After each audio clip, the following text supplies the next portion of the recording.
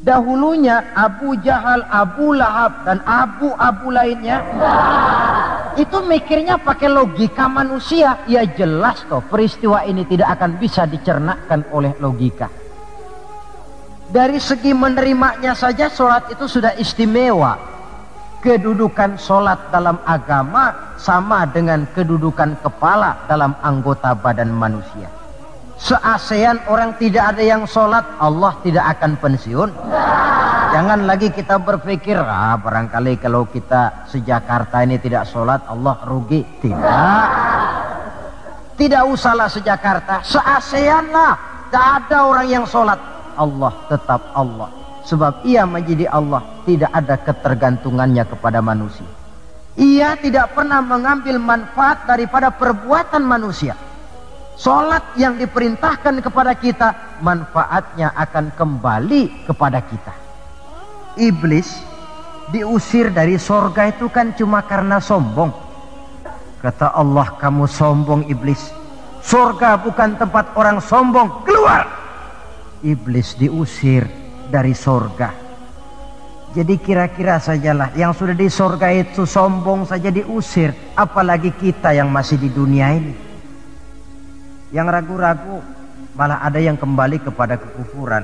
Yang kafir malah makin menghebat kekafirannya. Dengan begitu maka Isra dan Mi'raj dengan segala kejadian yang ada di dalamnya sekali lagi merupakan bukti kemahakuasaan yang mutlak dari Allah dan kelemahan serta keterbatasan dari kemampuan yang dimiliki oleh manusia. Bahwa pengetahuan manusia, taruhlah dia sudah melanglang buana ke ruang angkasa, tapi masih terbatas kepada alam yang fisika, dan itu pun sedikit sekali. Belum dia menyeberang ke alam metafisika. Kita semua sadar bahwa pangkat yang paling tinggi sebenarnya kan pensiun. Titel yang paling akhir tidak lain adalah almarhum.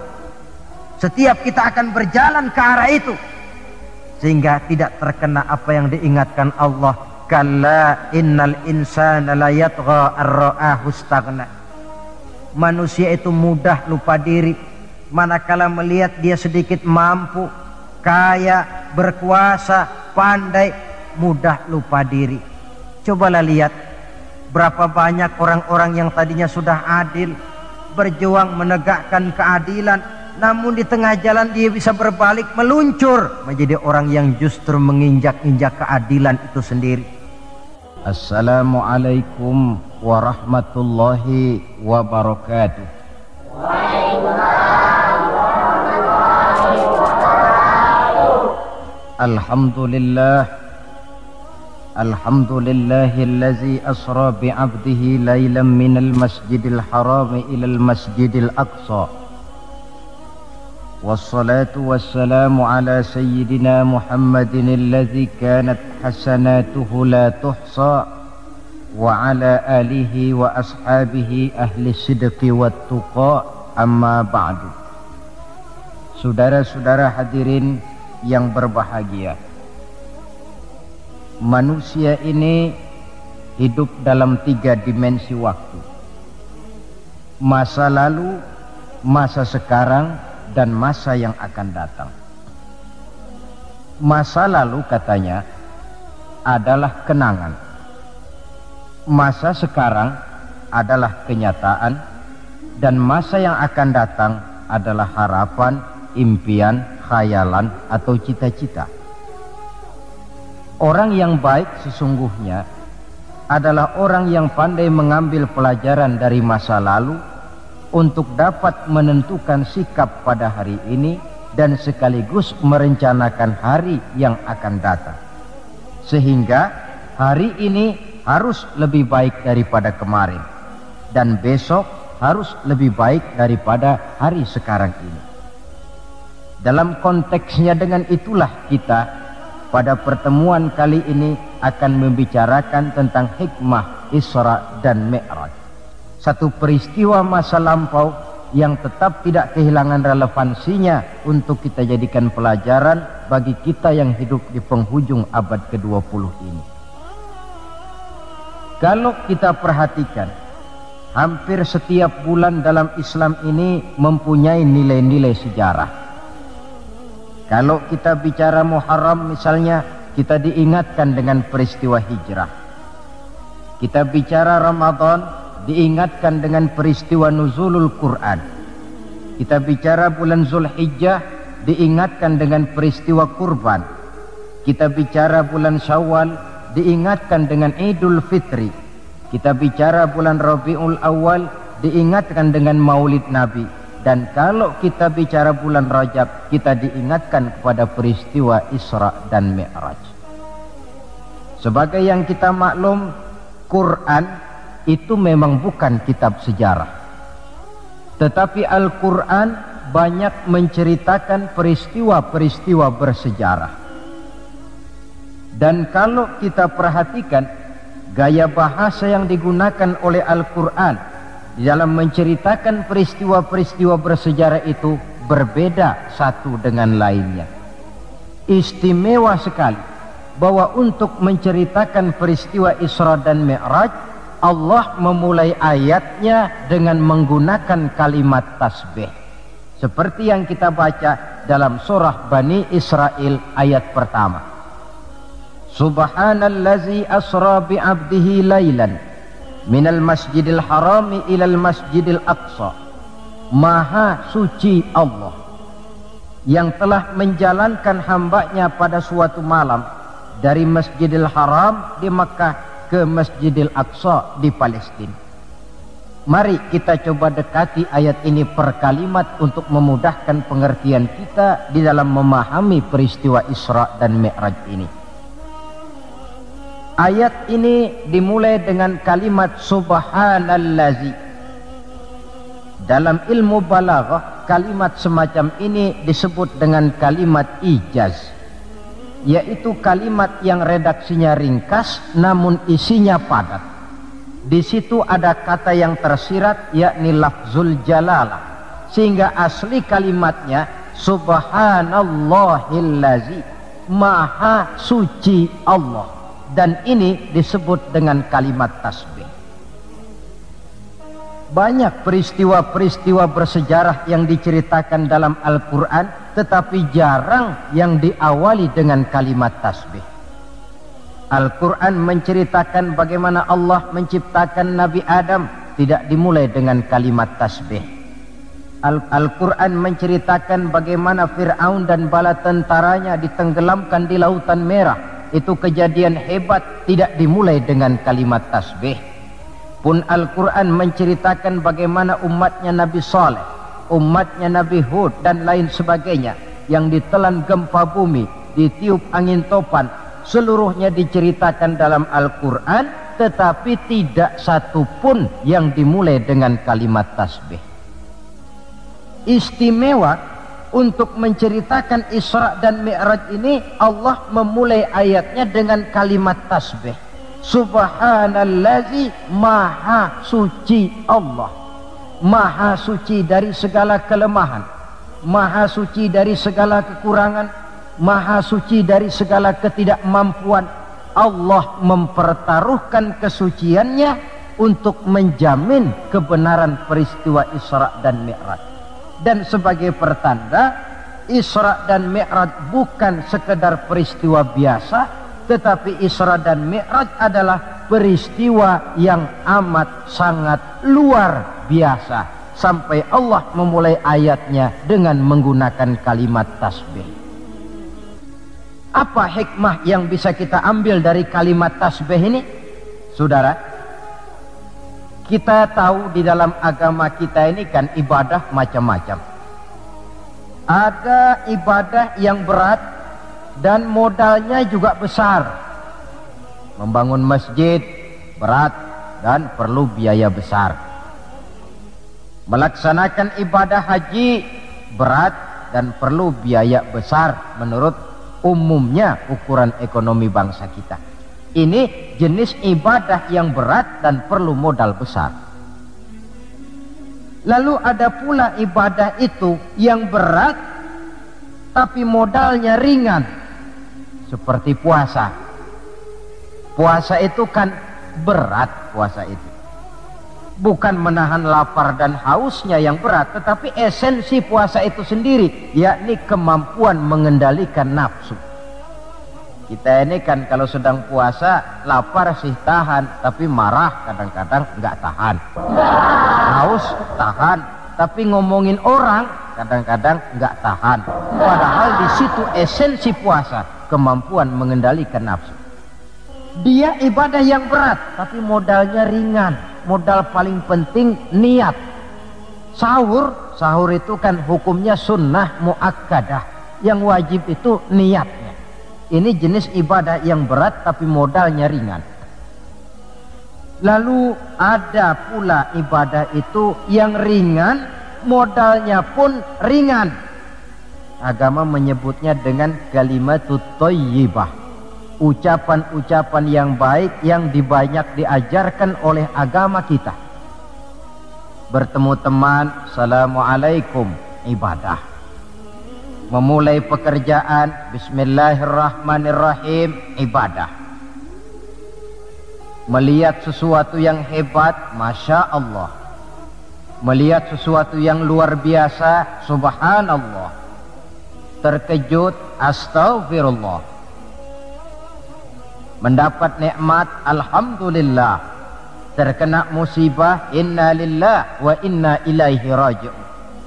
Ibadah dengan modal yang ringan berupa mengucapkan kata-kata yang baik yang banyak diajarkan oleh agama kita. Ini kan ringan.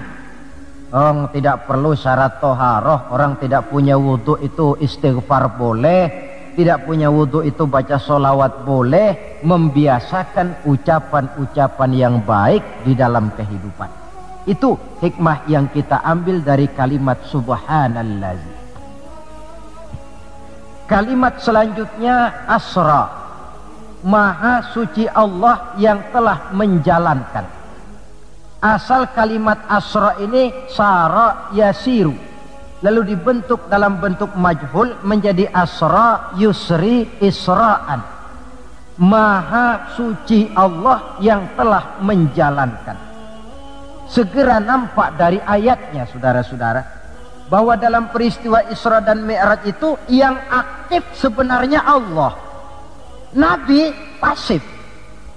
Allah yang menjalankan, Nabi yang dijalankan. Orang dijalanin tentu terima beres, namanya juga dijalanin. Maka tidak heran kalau beliau berangkat dari Mekah, kemudian menuju Masjidil Aqsa di Palestina. Dari sana naik ke langit pertama, 2, 3, 4, 5, 6, 7. Dari sana naik lagi ke Rafraful Akhdar, sampai ke Sidratil Muntaha, sampai di bawah Aras, menerima perintah sholat, melakukan kunjungan ke surga dan neraka. Kembali lagi ke Mekah tidak lebih daripada sepertiga malam. Kok bisa ya? Kalimatnya asra. Allah yang menjalankan, Nabi yang dijalanin. Tentu saja karena dijalankan, oh beliau lalu terima beres. Andai kata Rasul berjalan sendiri, terang beliau tidak akan mampu menempuh jarak yang demikian jauh dalam waktu yang relatif singkat. Artinya, di dalam memahami peristiwa Isra dan Mi'raj ini, yang dipakai bukan logika intelektualitas manusia, tetapi logika kemahakuasaan yang mutlak dari Allah Subhanahu wa ta'ala. Satu contoh kecil. Saya satu hari berangkat ke Bogor. Jam 9 saya berangkat dari rumah, ambil baju di lemari, saya pakai. Berangkatlah saya ke Bogor. Saya tidak tahu kalau di kantong baju saya ada semutnya. Saya pun berangkat ke Bogor. Jam 10 sampai di Bogor, setengah 11 urusan selesai, kembali lagi ke rumah, setengah 12 sudah sampai di rumah. Baju saya buka, saya gantung kembali di lemari, semutnya keluar dari kantong, cerita sama teman-temannya. Saudara-saudara bangsa semut, percayalah saya baru saja pulang dari Bogor. Kata temannya, jam berapa kau berangkat? Tadi jam 9. Lalu setengah 12 sudah sampai lagi di sini. Iya.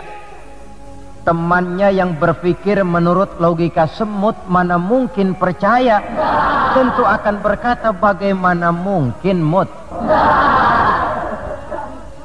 Badanmu begitu kecil, jalanmu begitu lambat, masa ke Bayoran Bogor jam 9 berangkat, setengah 12 sudah pulang lagi?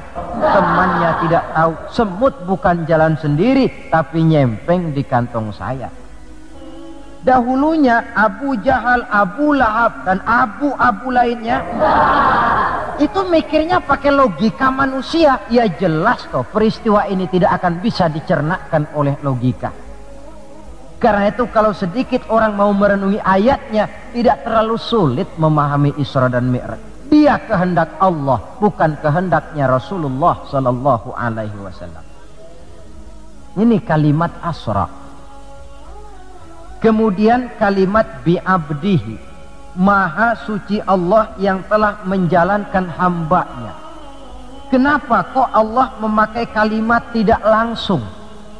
Kan lebih enak saja kalau Allah bilang misalnya Subhanallazi asra bi Muhammad, maha suci Allah yang telah menjalankan Muhammad. Begitu saja. Kenapa sih? Kenapa harus pakai bi'abdihi, maha suci Allah yang telah menjalankan hambanya? Pakai kata-kata hamba.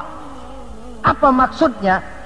Nah, di dalam kalimat hamba ada dua data. Data pertama, kalimat hamba di sini menjelaskan bahwa Nabi Muhammad itu Isra dan Mi'raj dengan roh dan dengan jasad sekaligus. Sebab apa? Orang hanya dipanggil hamba kalau punya roh dan punya jasad.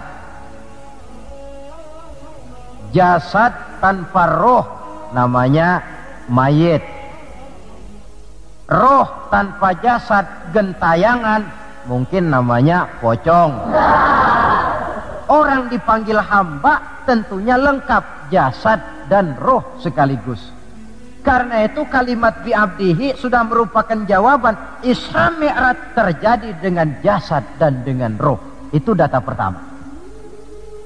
Data yang kedua, kalimat bi'abdihi ini menjelaskan bahwa Nabi Muhammad itu oleh Allah benar-benar telah diakui sebagai hambanya. Maka lalu dipanggil hamba dalam ayat ini. Saudara mungkin lalu bertanya, kalau cuma sekedar urusan itu, apa kita ini bukan hamba Allah? Ya tentu, kita ini hamba Allah. Kata siapa? Kata kita. Kalau kata kita, namanya mengaku. Orang mengaku tentu boleh-boleh saja, namanya ngaku. Cuma diakui atau tidak, ini yang jadi masalah. Saya bisa saja berkata, saya kenal dengan Bapak Presiden. Tapi yang jadi masalah, apakah Bapak Presiden juga kenal dengan saya? Dengan kata lain, kalau kata-kata hamba Allah keluar dari mulut manusia, nilainya murah. Kenapa murah? Sebab itu pengakuan. Tapi kalau keluar dari Allah sendiri, itu yang mahal.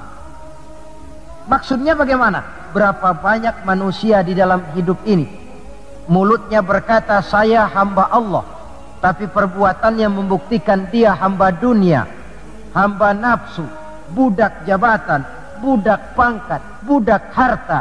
Tidak sesuai antara ucapan dengan perbuatannya. Dari kalimat bi'abdihi ini kita ambil hikmah. Sekali kita menjadi hamba Allah, jangan menghamba kepada yang selain Allah. Sebab syahadat yang kita ucapkan punya konsekuensi. Asyhadu an la ilaha illallah, saya bersaksi tidak ada Tuhan melainkan Allah. Maka itu berarti saya tidak akan menyembah kecuali hanya kepada Allah. Saya tidak akan pernah takut kecuali hanya kepada Allah. Saya tidak akan pernah minta tolong kecuali hanya kepada Allah. Saya tidak akan menggantungkan hidup kecuali hanya kepada Allah. Saya tidak akan pernah takut kecuali hanya kepada Allah. konsekuensi yang logis daripada ucapan kalimat syahadat itu. Sekali kita menghamba kepada Allah, jangan menghamba kepada yang selain Allah. Adapun Nabi sebelum dipanggil bi'abdihi dalam ayat ini, kita baca dari sejarah tahun-tahun sebelum beliau dipanggil dengan kalimat bi'abdihi, tahun kelabu, amul huzni dalam sejarah itu, tahun duka cita. Beliau ditinggal oleh paman tercinta Abu Thalib. Setelah paman tercinta meninggal, istri tercinta pun wafat, Khadijah. Wafat kedua pelindung ini makin meningkat gangguan kafir Quraisy. Dihina, dicemoohkan, dicaci maki, dilontari dengan kotoran unta, bahkan akan diancam untuk dibunuh. Lulus menghadapi semua itu, Allah panggil beliau bi'abdihi. Seolah-olah Allah mengatakan, Muhammad itu betul-betul hambaku, tidak bergeser nilai kehambaannya apapun yang menimpa dia. Saudara hadirin yang saya hormati, ini kalimat bi'abdihi. Jadi dari sini kita bisa memahami Isra yang merupakan perjalanan Nabi dari Masjidil Haram hingga ke Masjidil Aqsa, dan Mi'raj yang naiknya Nabi dari Masjidil Aqsa menghadap Allah semata-mata merupakan peristiwa yang terjadi menurut apa maunya Allah. Nah, kemudian apa tujuan daripada Isra dan Mi'raj itu? Hakikatnya cuma Allah yang tahu tentu. Namun kalau kita lihat di penghujung ayatnya, kita akan menemukan kalimat linuriyahu min ayatina. Keseluruhan perjalanan yang ajaib itu, sejak berangkat sampai kembali, tujuannya linuriyahu min ayatina, untuk kami perlihatkan kepada Nabi Muhammad itu sebagian kecil daripada tanda-tanda kebesaran kami, untuk disampaikan kepada umatnya dan kemudian menjadi pelajaran di dalam mengarungi kehidupan. Seluruh perjalanan yang dilihat oleh Nabi, seluruh pemandangan yang ditemui di dalam perjalanan itu merupakan sebagian kecil dari tanda-tanda kebesaran Allah. Dan itu merupakan tamsil, contoh pelajaran buat kita yang hidup di zaman sekarang ini. Misalnya di dalam perjalanan Rasul melihat ada orang mencakar-cakar mukanya dengan kukunya sendiri. Beliau bertanya, ya Jibril, itu orang macam apa? Jibril yang waktu itu bertindak sebagai bodyguard menjelaskan, Muhammad, itulah contoh daripada umatmu, orang-orang yang suka memburuk-burukan saudaranya sendiri. Ditamsilkan bagaikan orang yang mencakar mukanya sendiri. Sebab muslim ini bersaudara seperti satu tubuh. Jikalau yang satu sakit, yang lain akan ikut merasakan sakit.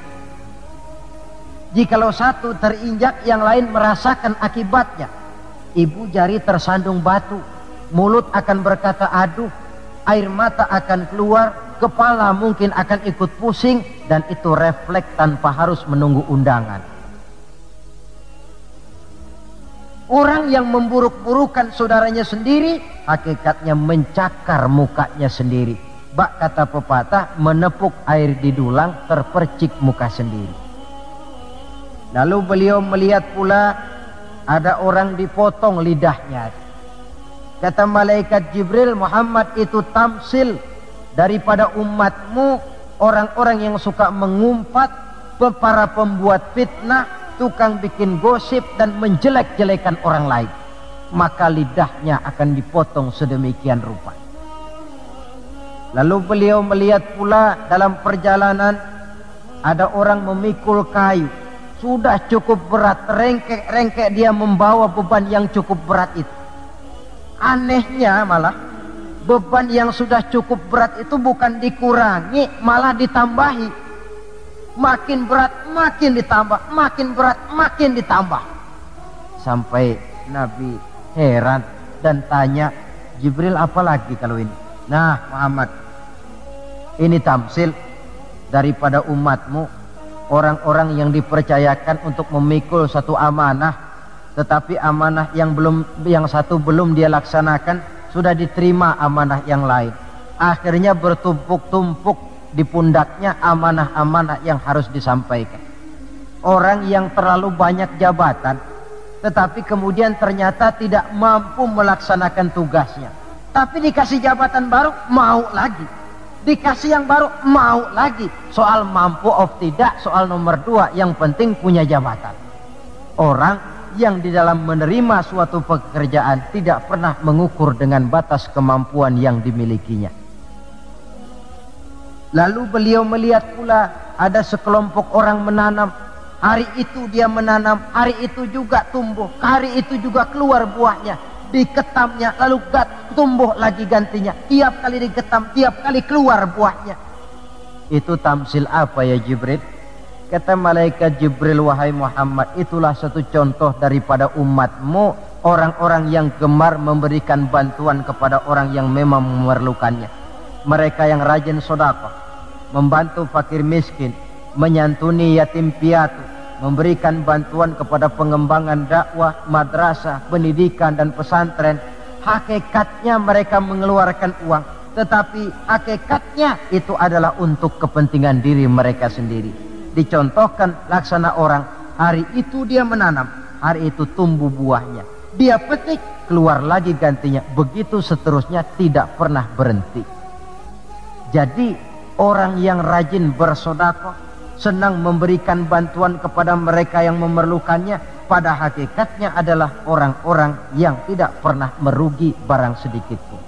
Malah milik kita yang sebenarnya adalah apa yang sudah kita belanjakan di jalan Allah. Uang kita di kantong kita adalah uang kita hari ini. Besok barangkali uangnya sopir taksi. Uang yang ada di dompet uang kita hari ini. Besok barangkali uangnya tukang rokok. Uang kita yang sebenarnya apa yang sudah kita belanjakan di jalan Allah, baik dalam bentuk zakat, infak, sedekah dan lain sebagainya. Tentu banyak peristiwa yang dilihat oleh Nabi di dalam perjalanan yang seluruhnya merupakan pertanda kebesaran dari Allah Subhanahu wa taala. Nah, Saudara, kemudian di antara tujuan Isra dan Mi'raj, di samping memperlihatkan sebagian kecil tanda kebesaran Allah, menerima perintah sholat. Dari segi menerimanya saja sholat itu sudah istimewa. Coba kita lihat. Allah perintah kita puasa, cukup turun ayat. Ya ayyuhalladzina amanu kutiba alaikumussyiyam. Cukup turun ayat. Allah perintah orang yang mampu untuk melaksanakan ibadah haji, cukup turun ayat. Allah perintah kita bayar zakat, cukup turun ayat. Tapi Allah perintah kita sholat, tidak cukup cuma sekedar turun ayat, nabinya langsung dipanggil. Dari segi ini saja sholat itu sudah istimewa. Benar kalau Nabi menyatakan innama masalus sholati fid din kama salir ra'si fil jasad. Kedudukan sholat dalam agama sama dengan kedudukan kepala dalam anggota badan manusia. Kita yakin manusia tidak punya sebelah tangan, mungkin masih bisa hidup. Manusia tidak punya sebelah kaki, barangkali masih bisa hidup. Manusia tidak punya sebelah telinga, masih bisa hidup. Tapi kalau manusia sudah tidak punya kepala, umpama hidup juga, itu barangkali tulen turunannya kuntilanak. Begitulah kita lihat kedudukan sholat ini di dalam agama. Begitu pentingnya sampai untuk menerima perintah sholat, Allah langsung memanggil Nabi kita Muhammad sallallahu alaihi wasallam.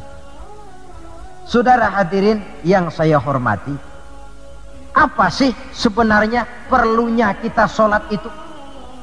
Tidak untuk menggembirakan Allah. Se-ASEAN orang tidak ada yang sholat, Allah tidak akan pensiun. Jangan lagi kita berpikir, barangkali kalau kita se-Jakarta ini tidak sholat Allah rugi. Tidak. Tidak usahlah se-Jakarta, se-ASEAN lah. Tidak ada orang yang sholat, Allah tetap Allah. Sebab ia menjadi Allah, tidak ada ketergantungannya kepada manusia. Ia tidak pernah mengambil manfaat daripada perbuatan manusia. Sholat yang diperintahkan kepada kita, manfaatnya akan kembali kepada kita. Apa sih manfaat sholat itu dalam hidup ini? Untuk menjawab apa manfaat sholat, coba kita lihat. Ayat yang memerintahkan sholat itu selalu oleh Allah dimulai dengan kata aqimis sholah. Tidak ada i'malis sholah, if'alis sholah. Tidak. Mesti aqimis sholat. Dirikan sholat. Bukan kerjakan, tapi dirikan. Maaf saudara, mungkin di antara kita sudah banyak yang mengerjakan sholat, tapi belum banyak yang mendirikan sholat. Apa bedanya Pak mengerjakan sholat dengan mendirikan sholat itu? Kalau mengerjakan sholat itu cuma asal sekedar gugur kewajiban. Kadang-kadang keluar sholat Jumat nukar sendal. Mentang-mentang khotibnya khutbah, saudara-saudara kaum muslimin, ambillah yang baik, tinggalkan yang buruk. Lalu keluar praktek. Padahal sholat, di situ kita lihat bahwa orang macam ini sebenarnya hanya sekedar baru mengerjakan sholat, belum mendirikan sholat. Padahal agama menuntut kita dirikan sholat. Apa pengertian mendirikan sholat itu? Mendirikan sholat artinya mengerjakan sholat dengan betul, cukup syarat rukunnya, selesai sholat, ajaran sholat diterjemahkan di luar sholat. Itu artinya mendirikan sholat. Jadi ada istimrar, kontinuitas, kesinambungan kata orang sekarang. Pada waktu dia mengerjakan sholat kelihatan khusyuknya. Setelah selesai dia sholat, kembali ke masyarakat, kembali ke tempat tugas, ajaran sholat diterjemahkan di sana. Nah, saudara hadirin, apa ajaran sholat yang harus kita terjemahkan dalam hidup, yang artinya ini merupakan manfaat daripada sholat? Pertama, sholat mengajarkan kita satu sifat yang disebut rendah hati, at-tawadhu. Rendah hati bagaimana? Anggota badan kita yang paling kita hormatikan kepala. Kalau bergurau dengan teman, dipukulnya tangan kita, masih senyum kita. Dipegangnya kaki, masih senyum kita. Tapi kalau sudah kepala, marah. Namun kepala yang begini kita hormati, manakala sujud di hadapan Allah, sama rendahnya dengan telapak kaki kita. Allahu Akbar. Selesai sholat, kembali ke masyarakat, sombongnya hilang. Ini mendirikan sholat. Sebab apa? Dia tahu orang sombong itu Allah tidak senang. Iblis diusir dari sorga itu kan cuma karena sombong. Diperintah sujud kepada Nabi Adam, dia tidak mau. Allah tanya Iblis, kenapa kau tidak mau? Ini kan perintahku, kata Allah. Iblis dengan sombongnya menjawab, wahai Allah, saya akan diciptakan dari api, Adam kan dari tanah. Unsur api lebih mulia daripada unsur tanah. Masa saya harus sujud sama Adam yang baru kemarin? Gengsi ah.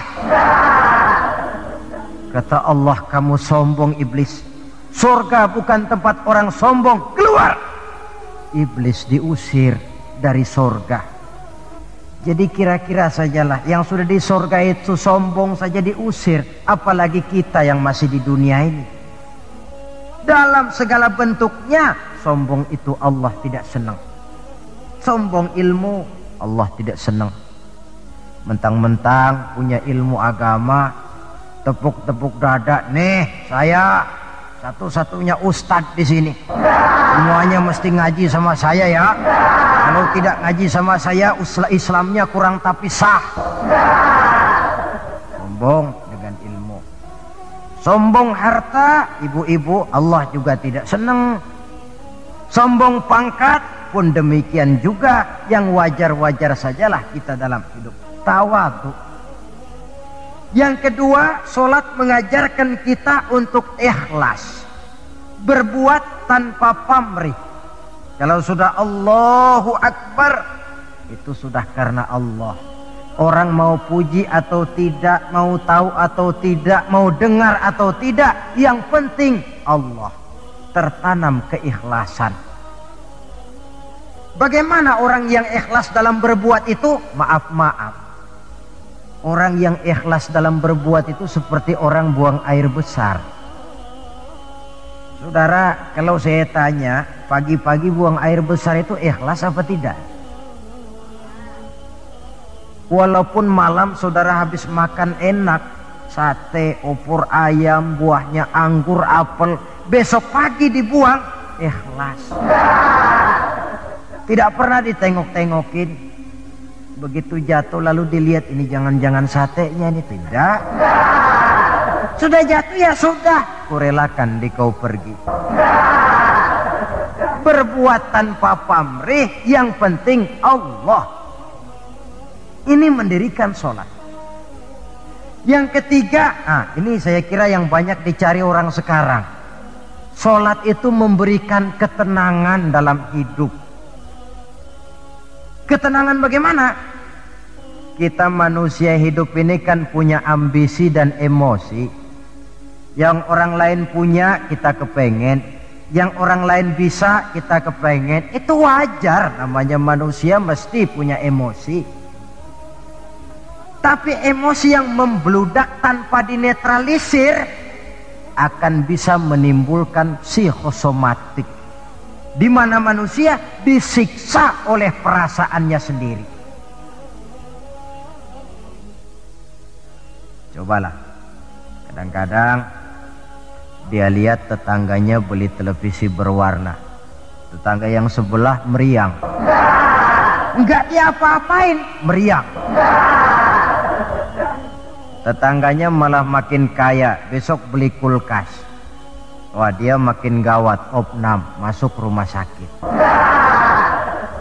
Di rumah sakit dapat kabar tetangganya beli mobil, wah mati dia. Disiksa oleh perasaannya sendiri. Orang yang sholat lain. Jam 11 siang lihat tetangga bawa TV berwarna baru. Temperatur naik, panas, wajar. Datang waktu zuhur, kutub-kutub badan yang panas karena lihat tetangga bawa TV baru, didinginkan oleh air wudhu. Begitu terkena air wudhu, temperatur turun, adem. Selesai wudhu, menghadap ke arah kiblat, usolli fardhu zuhri, Allahu Akbar, Allah yang maha besar. Temperatur makin turun ke titik nol, titik netral. Sebab apa? Dia sudah berhadapan dengan zat yang maha besar. Allahu Akbar, yang besar cuma Engkau ya Allah. Televisi tetangga saya mah kecil. Itu sebabnya Nabi pernah mengisyaratkan tanda orang bahagia itu dalam urusan dunia dia lihat ke bawah, tapi dalam urusan akhirat, dalam urusan agama dia melihat ke atas. Kalau dia punya mobil, dia berkata, alhamdulillah kita nih punya mobil, tetangga sebelah cuma punya motor. Kata yang punya motor, alhamdulillah punya motor, tetangga sebelah cuma sepeda aja kemana-mana. Kata yang punya sepeda, alhamdulillah punya sepeda, tetangga sebelah kemana-mana jalan kaki terus. Kata yang jalan kaki, alhamdulillah masih bisa jalan. Tetangga sebelah lumpuh bertahun-tahun nggak kemana-mana. Kata yang lumpuh, alhamdulillah masih hidup. Tetangga sebelah kemarin out nggak balik lagi. Timbul rasa syukur. Lalu dalam urusan akhirat, agama, melihat ke atas. Kalau dia bisa jaga sholat yang 5 waktu, kenapa saya tidak? Kalau dia bisa baca Quran, kenapa saya tidak? Kalau dia walaupun hidup sederhana berani membantu pembangunan masjid, musola, madrasah, kenapa saya yang lebih kaya tidak? Timbul keinginan untuk mencontoh. Mencontoh orang dalam ibadah menimbulkan kepuasan batin. Sebaliknya, mencontoh orang dalam urusan harta menimbulkan rasa penasaran, hasud, dengki, tidak senang melihat orang lain mendapat nikmat, dan paling akhir disiksa oleh perasaannya sendiri. Ketenangan dalam hidup, ketenangan dalam rumah tangga tercipta karena sholat. Cobalah, kalau seorang istri, suami ahli sholat, istrinya sholat, jam 4 bangun, dibangunkan istrinya, bu, mari sudah menjelang subuh, ayolah kita ambil air wudhu berangkat. Selesai dia ambil air wudhu, dia sunnah qobliyahnya 2 rakaat. Kalau dekat ke musola masjid, jamaah ke musola masjid. Kalau jauh, jamaah di rumah. Nikmat rumah tangga muslim itu. Si suami jadi imam, istri jadi makmum. Suami takbir, istri takbir. Suami ruku, istri ruku. Suami sujud, istri sujud. Selesai sholat, assalamualaikum warahmatullah, assalamualaikum warahmatullah. Si istri mencium tangan suaminya, bang, kalau tadi siang banyak dosa saya, maafkan bang. Nikmat rumah tangga muslim tercipta karena sholat. Suatu hari bertengkar, yang ceng cong hang heng hong, ribut suami istri. Datang waktu zuhur, kata suaminya, bu, waktu zuhur sudah datang. Pertempuran kita hentikan sebentar. Gencatan senjata mulai. Ayo kita sholat. Ayo kau jadi imam lah. Suami jadi imam, istri jadi makmum. Biar monyong-monyong dikit, sholat.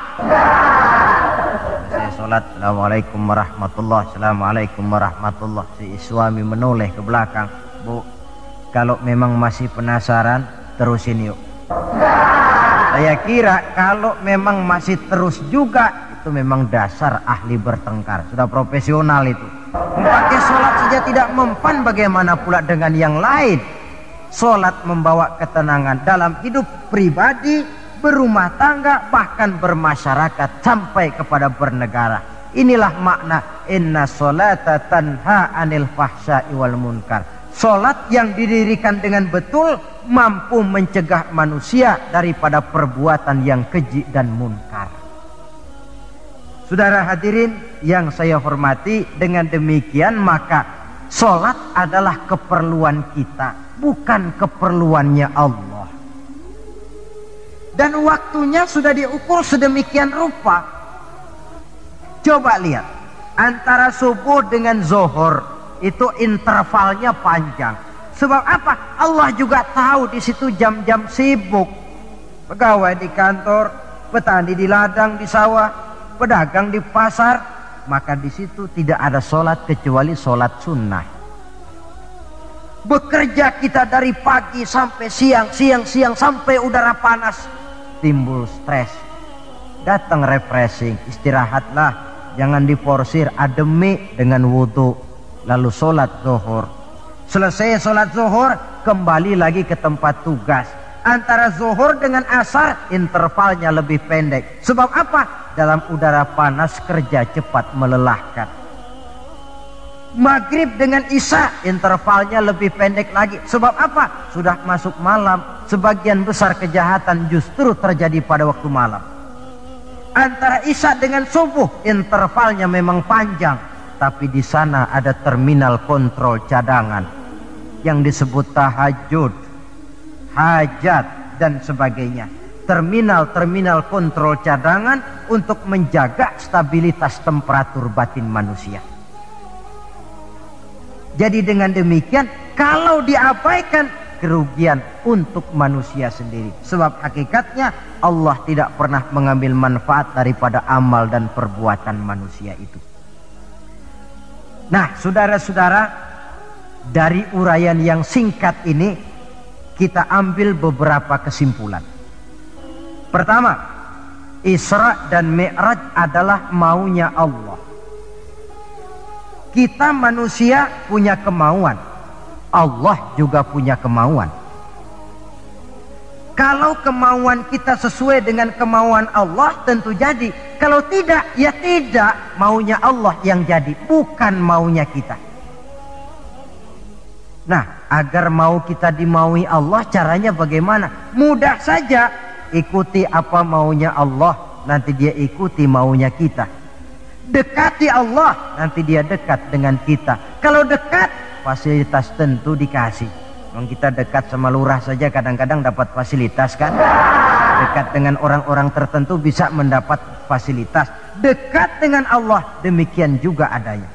Sarana komunikasi yang paling efektif untuk mendekati Allah, sholat adanya. Yang kedua, seluruh kejadian dalam alam hanya bisa terjadi karena dua proses. Pertama yang disebut proses kauniyah, yaitu seluruh kejadian yang terikat oleh hukum kausal, hukum sebab akibat. Kalau begini mesti begitu. Kejadian seperti ini bisa diperhitungkan, dapat diperkirakan, dan bisa dianalisa. Tapi ada kejadian lain yang disebut proses rabbaniyah, kejadian yang terjadi menurut apa maunya Allah dan tidak tunduk kepada manusia, kepada hukum kausal. Contoh, kalau ada anak kecil, logika kita akan lalu mikir, ini ada anak kecil, mesti ada bapaknya, mesti ada ibunya. Ibu bapak sebab, anak akibat, itu proses kausal. Tapi kalau Allah yang mau, tidak mesti. Nabi Adam, ibu tidak ada, bapak tidak ada, Allah mau jadi. Tidak bisa diselidiki secara eksat. Bagaimana ya proses terjadinya Nabi Adam secara antropologi budaya? Buntu. Nabi Isa, ibu ada, bapak tidak ada, Allah mau jadi. Tidak bisa diselidiki secara medis. Bagaimana ya menurut ilmu kedokteran? Kok Siti Maryam bisa hamil padahal dia tidak punya suami? Mukjizat. Maryam hamil tanpa suami, Allah yang mau. Cuma tentu agak kita sesalkan bahwa di zaman sekarang ini rupanya banyak juga perempuan-perempuan tidak mau kalah dengan Siti Maryam ini. Ini barangkali termasuk mukjizat abad 20. Saudara-saudara, otoritas intelektual perlu, tapi tidak bisa mentargetkan. Beberapa tahun yang lalu, Direktorat Vulkanologi itu sibuk mengawasi 2 buah gunung berapi yang dianggap bahaya kelas 1 dan setiap saat bisa meletus. Sore, pagi, siang, malam diawasi. Merapi di Jawa Tengah dan Anak Krakatau di Selat Sunda. Apa yang kemudian terjadi? Yang diawasi tenang-tenang saja. Yang tidak diawasi malah batuk-batuk, galunggung. Begitu galunggung meletus, komentar macam-macam. Kata Direktorat Vulkanologi, oh itu kan gejala alamiah, gejala alamiah. Kata yang seniman, oh itu karena alam sudah bosan bersahabat dengan manusia. Macam-macamlah komentar. Tapi satu hal yang jelas, otoritas intelektual manusia itu harus sadar akan kelemahan keterbatasannya. Janganlah karena terlalu memuja otak sampai kita lupa kepada yang bikin otak. Sebab bagaimanapun jeniusnya otak manusia, yang bikin otak tentu lebih jenius lagi. Kita kagum dengan otak manusia, tapi kadang-kadang kita lupa dengan sang pembuat otak. Isra Mi'raj proses Rabbaniyah, Allah yang mau, bukan Nabi Muhammad yang mau. Api, kalau menurut kita kan api itu panas membakar. Kalau menurut Allah tidak, api itu netral. Netral bagaimana? Terserah maunya Allah. Kalau dia mau api panas, ya panas. Kalau tidak, ya tidak. Panas dan tidaknya bukan untuk manusia, bukan untuk Allah, tetapi untuk manusia. Maka Nabi Ibrahim pada waktu oleh Raja Namrus dilempar ke kobaran api yang menggunung, seujung rambut pun dia tidak terbakar. Sebab apa? ketika dia hampir jatuh ke dalam api, Allah berkata kepada api, ya naru kuni bardan wa salaman ala Ibrahim. Hai api, dinginlah kamu, selamatkan Ibrahim. Api tunduk kepada maunya Allah. Seujung rambut pun Nabi Ibrahim tidak terbakar, malah kedinginan di tengah kobaran api. Kasus macam ini tidak bisa diselidiki secara eksat. Bagaimana kok Nabi Ibrahim itu nggak kebakaran di dalam api? Oh, barangkali baca ayat itu tuh yang tadi itu. Saudara boleh coba. Bacalah, ya narukuni bardan wasalaman alaya. Masuk saudara ke dalam api, insya Allah mateng. Kalau potongan kita, sebab yang kita mau itu belum tentu Allah mau. Kalau yang kita mau Allah mau, tentu jadi. Kalau tidak, tidak.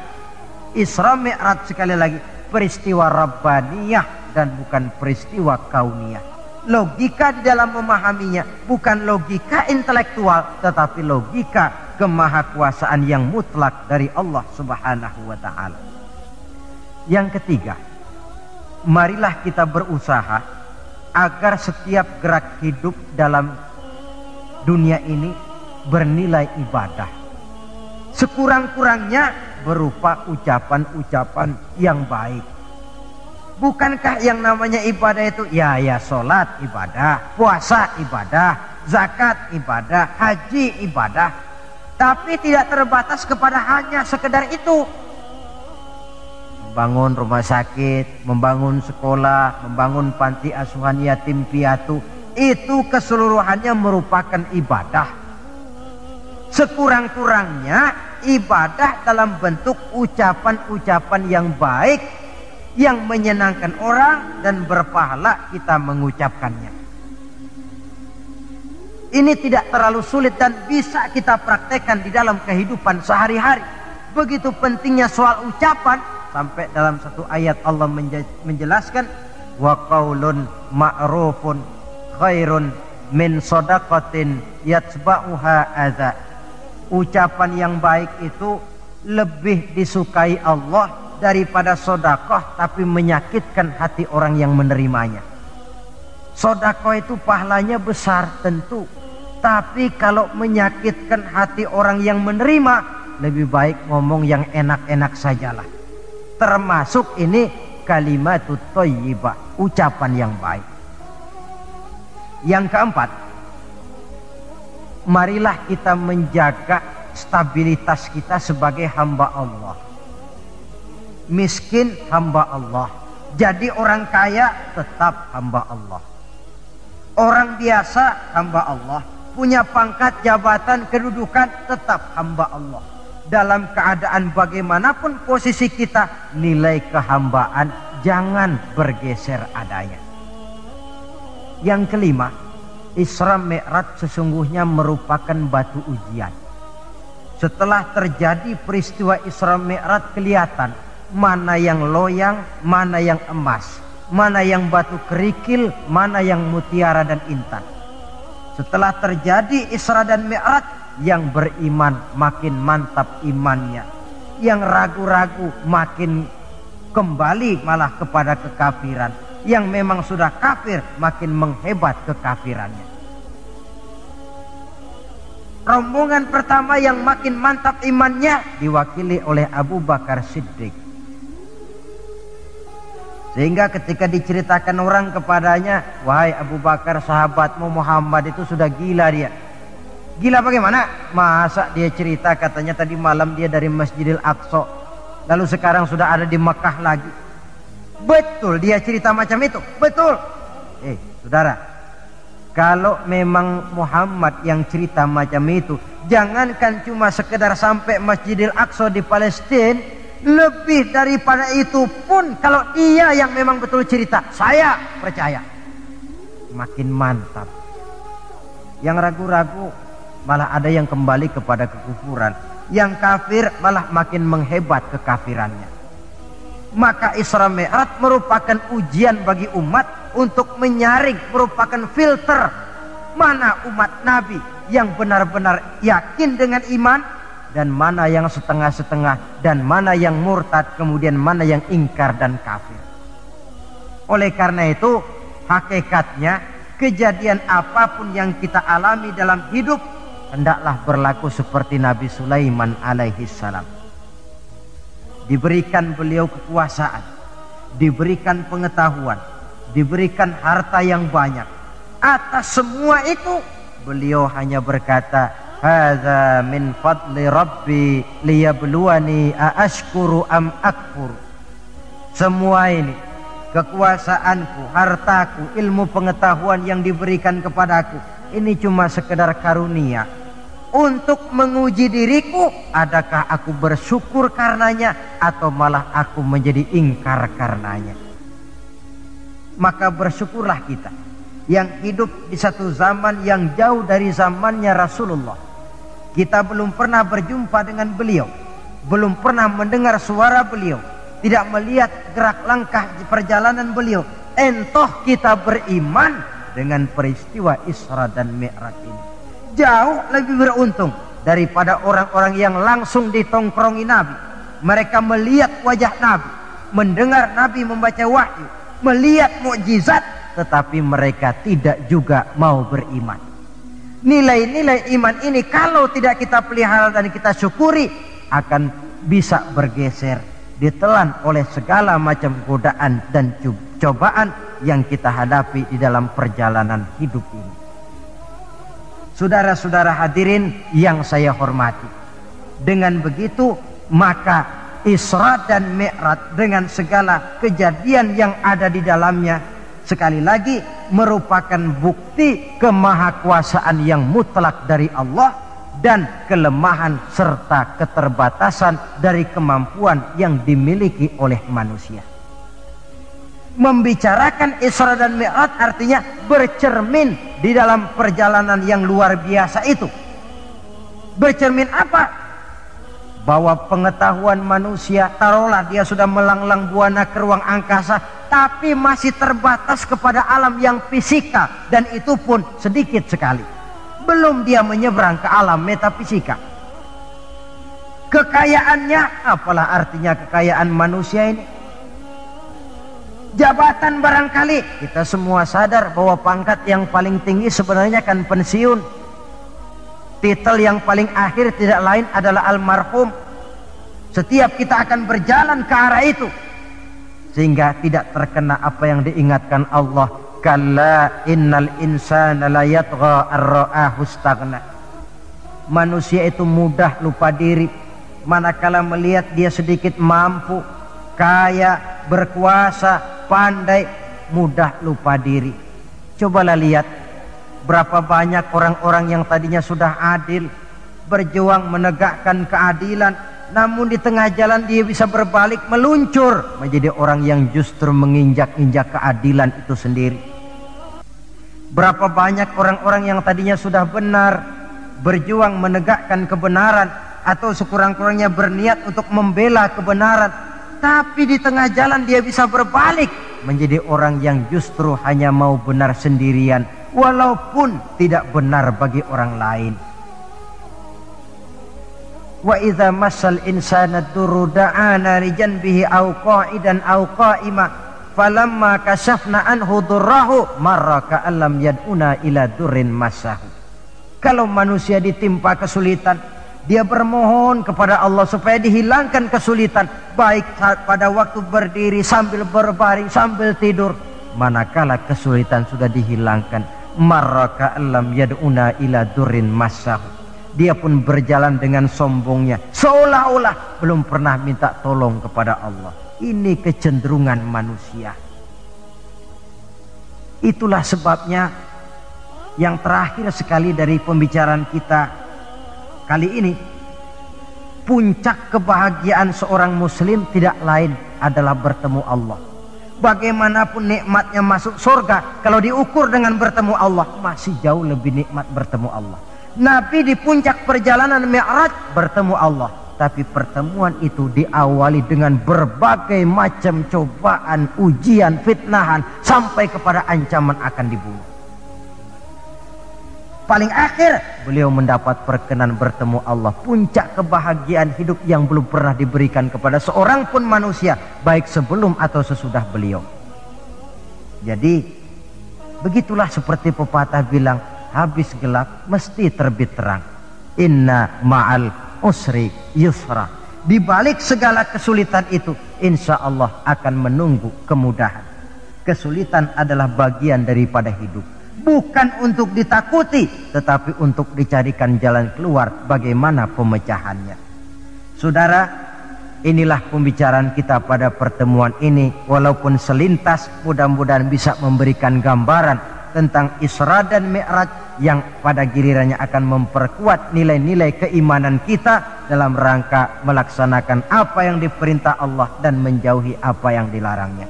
Terima kasih banyak atas perhatian saudara. Mohon maaf atas segala kekurangan.